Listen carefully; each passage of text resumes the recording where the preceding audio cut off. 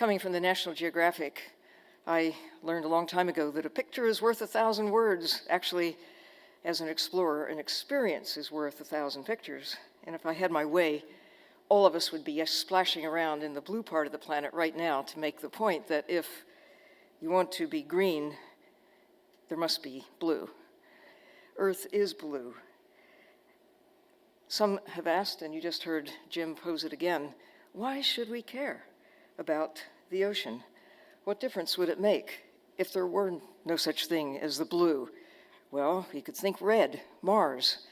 There's a planet, much like ours, our sister planet, with an atmosphere much like our atmosphere once was, mostly carbon dioxide.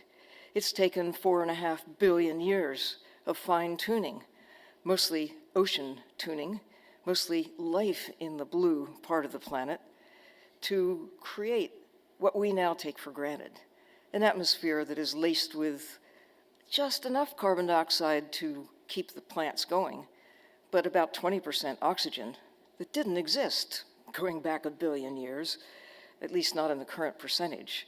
But we now have a planet that works for us. But we, in our lifetime, the last half century, have seen more change, arguably, than during all preceding human history, owing to our actions. At the same time, we've learned more about the planet. We've learned more about the ocean. Only 2 people have been there to the deepest part of the ocean, once in 1960. Today, people fly aircraft 7 miles in the sky, 11,000 meters, eating lunch, falling asleep, watching movies, whatever. But nobody's been back to the deepest part of the ocean, only 7 miles down, since that one trip for 20 minutes by 2 people who did happily look out their little porthole and see eyes looking back, a flounder-like fish that confirmed that life of a rather familiar sort does exist even in the deepest part of the sea. We've learned in the last 50 years the connections between the atmosphere and the ocean of air above, the atmosphere of water below. It's a continuum. As chief scientist at NOAA, I got thoroughly saturated in that connection of the weather service and the satellites that looked at Earth from afar, as well as looking at the ocean from inside out, and understanding that it all connects: land, air, sea, and life.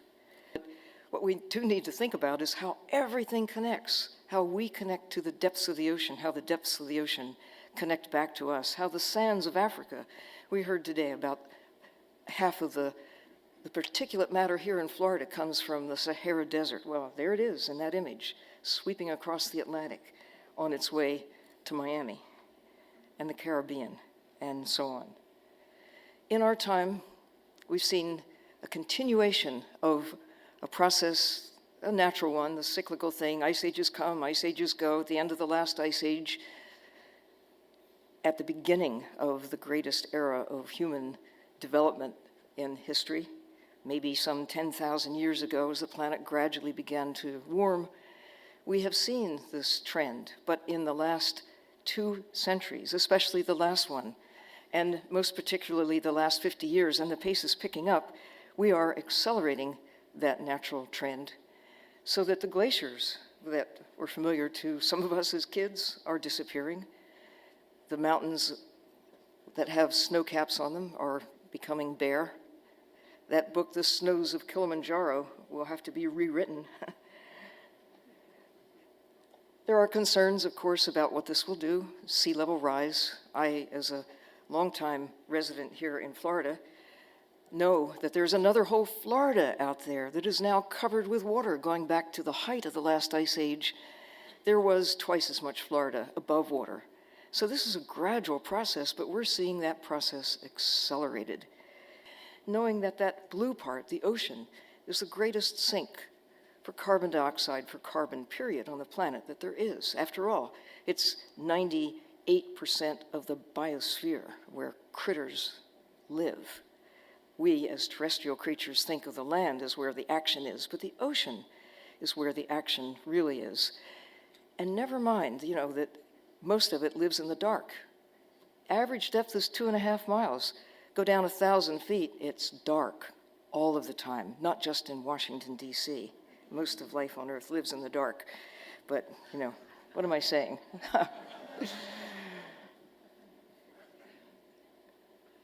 That excess carbon dioxide is slowly, we have discovered in the last decade or so, turning to carbonic acid, more carbon dioxide than the natural systems can convert through photosynthesis to oxygen and food. What we might see in our time, unless we can find ways to reverse that trend, is increased acidification. Bad news for coral reefs, bad news for Florida that is sitting on a bed of calcium carbonate. The White Cliffs of Dover, calcium carbonate. Great sediments in the seafloor, calcium carbonate. But here's the thing.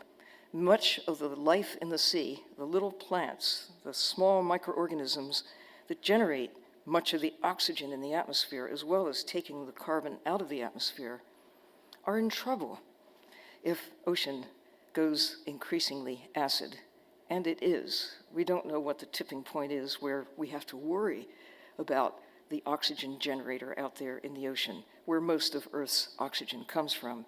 Of course it comes from rainforests and other green plants on the land, but the heavy lifting comes from the ocean.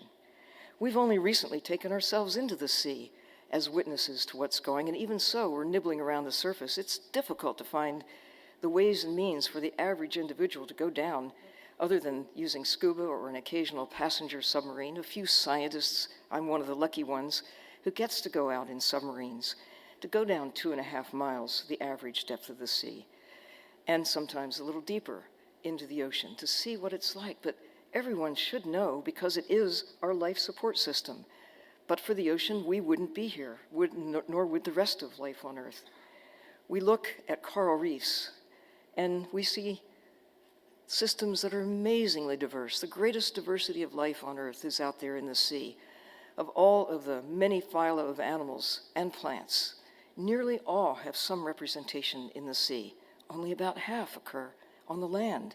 All the rainforests together can't match the diversity of life in the sea. Coral reefs are at least as diverse in terms of species as rainforests, and they're even wetter than rainforests.